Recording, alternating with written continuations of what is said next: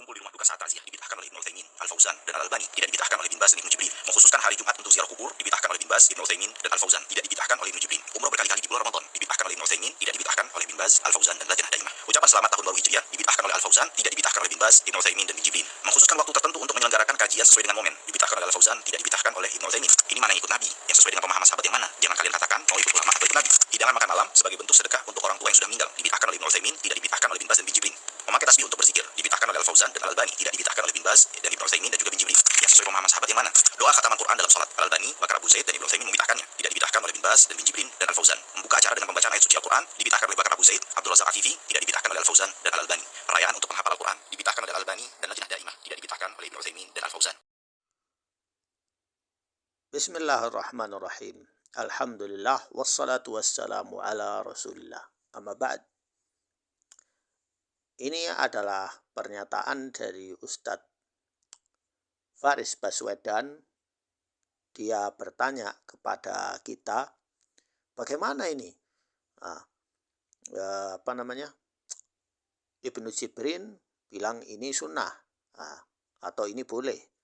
Sedangkan Ibnu Baz dan yang lain bilang ini bid'ah. Atau kebalikannya, Ibnu Baz dan Ibnu Utsaimin bilang ini bid'ah, Ibnu Jibrin bilang ini tidak bid'ah. Mana bid'ah yang dhalalah? Ya. Bagaimana ini? Nah, dia melempar pertanyaan ke kita. Ya, sekarang kita melempar penjelasan ke dia. Ya. Pertama, perbedaan pendapat di kalangan ulama mengenai status suatu amalan sebagai bid'ah atau tidak adalah hal yang wajar dalam tradisi keilmuan Islam. Jadi itu kasus seperti ini sudah bukan hal yang baru, tapi sudah sejak lama.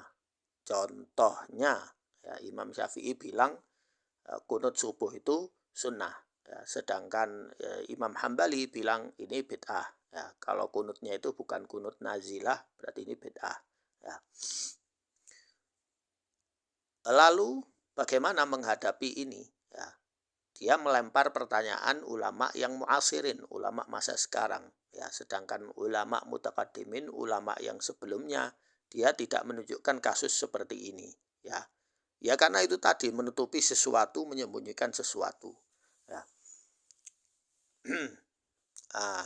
Bagaimana ini terjadi? Karena beberapa alasan. Ada sebabnya, ya wahai Ustadz.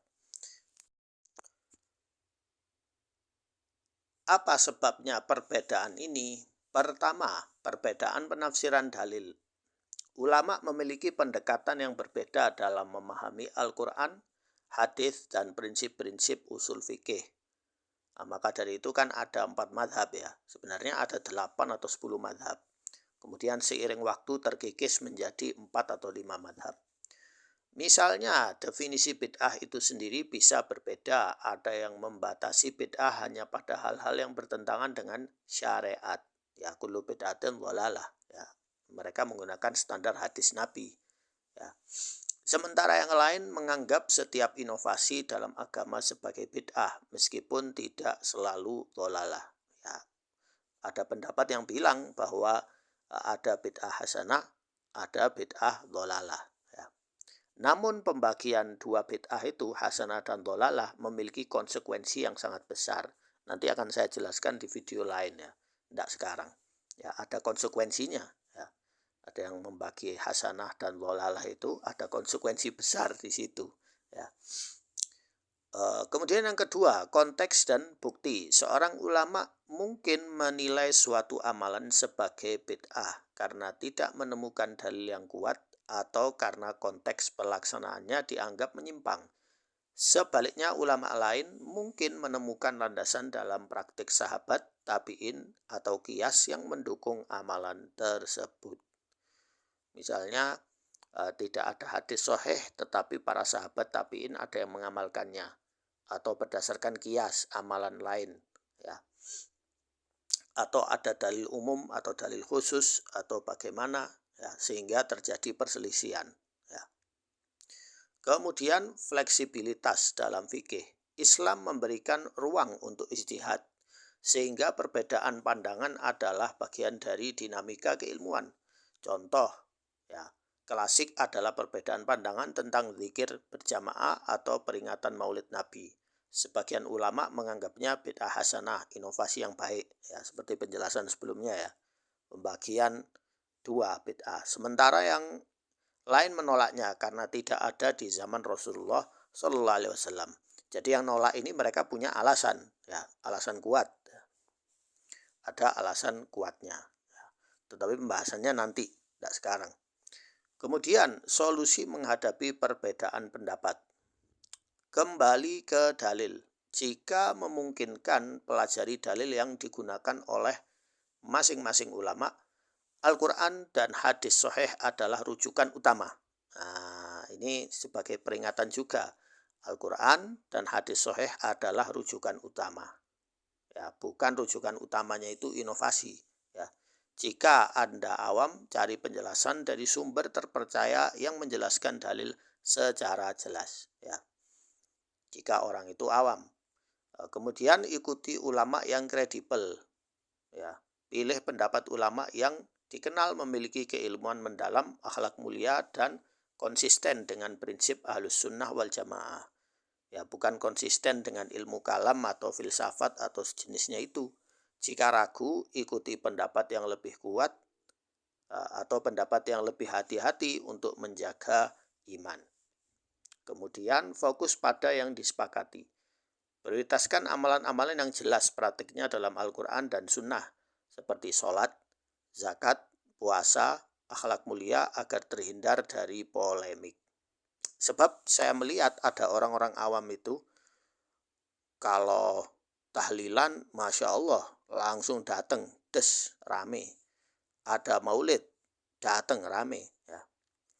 Tapi kalau sholat fardu, nah sedikit ya, soft, dua soft, terutama sholat subuh. Ya. Kemudian di saat suruh bayar zakat, banyak alasan. Ya. Suruh puasa, ya puasa cuma 2 hari, sisa hari lain tidak puasa. Ya, apakah mereka ini termasuk orang yang cinta Nabi, wahai Ustadz Faris Baswedan? Ya, kalau kecintaan Nabi itu hanya dengan maulid, ya, maka siapapun ya pasti cinta Nabi. Ya. Tapi cinta Nabi itu harus mengikuti hal-hal yang fardu, yang sudah diwajibkan harus dilaksanakan.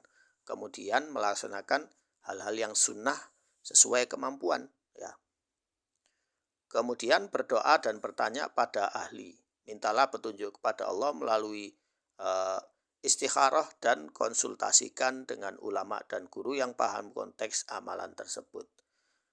Nah, yang terakhir, ya ini yang terakhir, poin terakhir. Kalau seandainya ada perbedaan, ya misalnya ada kasus ini bilang sunnah, kemudian ini bilang bid'ah, atau ini tidak ada landasannya. Dia tidak bilang bid'ah, tapi ini tidak ada dalilnya. Ya, berarti belum ada dalil kuat. Ya. Bagaimana itu? Misalnya contohnya soal tasbih. Ya. Ada ulama yang bilang tasbih itu bid'ah. Ya. Karena berlandaskan hadis, ada beberapa orang yang menghitung zikir dengan batu kerikil. Ya. Berarti dia menyamakan batu kerikil itu dengan tasbih. Ya. Ada ulama lain yang bilang tidak ada dalil bahwa tasbih itu bid'ah. Ya. Karena tasbih itu hanya alat aja untuk menghitung. Kamu tidak pakai tidak masalah, tetapi lebih utama pakai tangan. Nah, bagaimana kita menghadapi ini? Ya. Kita mengambil pendapat yaitu zikir dengan tangan lebih utama. Ya. Kecuali kalau memang orangnya itu buta. Dia lupa atau dia pelupa, ya, dia boleh memakai tasbih. Ya. Ini beberapa pendapat dari ulama seperti itu, ngambil jalan tengahnya, ya, bukan mengambil misalnya gara-gara tasbih saja hilang dia tidak zikir. Nah, ini juga salah, ya, ini ngawur. Ya. Jadi bergantung dengan tasbih supaya zikir itu juga salah. Ya, zikir bisa dilakukan tanpa harus menunggu ada tasbih. Intinya mirip seperti orang sholat tanpa pakai sejadah. Ya. Sebagian ulama ya dari mazhab Maliki ada yang bilang bahwa sejadah itu bid'ah. Ya. Ketika masuk masjid itu ada riwayatnya. Kemudian ada orang menggelar sejadah. Langsung orang itu dipegang, ditangkap. Tidak boleh orang menggelar sejadah di atas masjid. Kenapa? Karena masjid itu sudah suci. Untuk apa kamu gelari sejadah? Ya, sempat ribut waktu itu. Jadi kasus ini sudah lama, ya.